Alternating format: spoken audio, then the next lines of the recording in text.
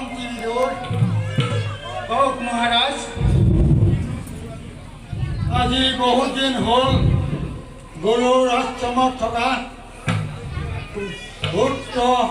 আৰু পাণ্ডু পুত্ৰসকলৰ একো বাতৰি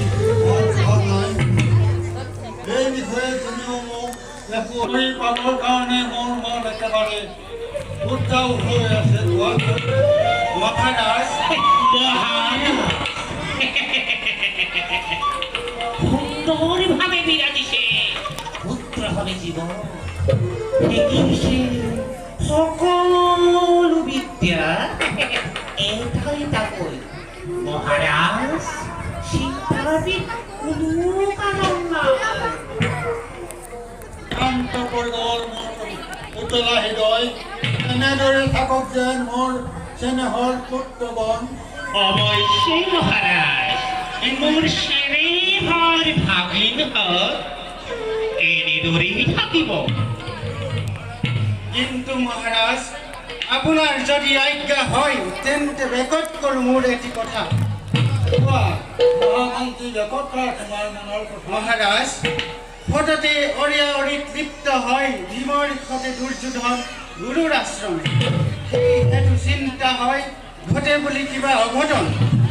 মহামন্ত্ৰী নাপায় অভাবন বুলি কৈ কোন সাথে অথন্তৰ কথা নাপায় ৰবা ৰবা সকলি এই বিষয়ে আমি আলোচনা কৰিব লাগিব গুৰু দ্ৰোণাচাৰ্যৰ সৈতে কেনেদৰে থাকে মোৰ পুত্ৰগণ সুকলমে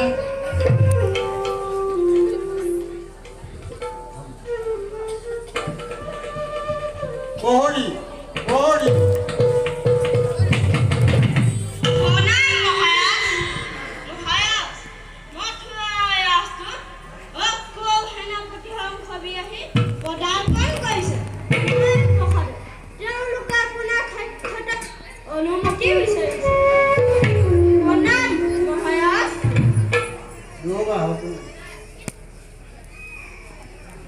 মথুৰাৰ ৰাজদূত আহি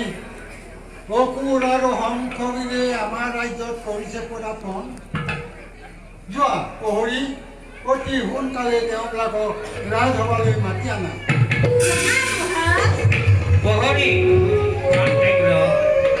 মহাৰাজ মোৰ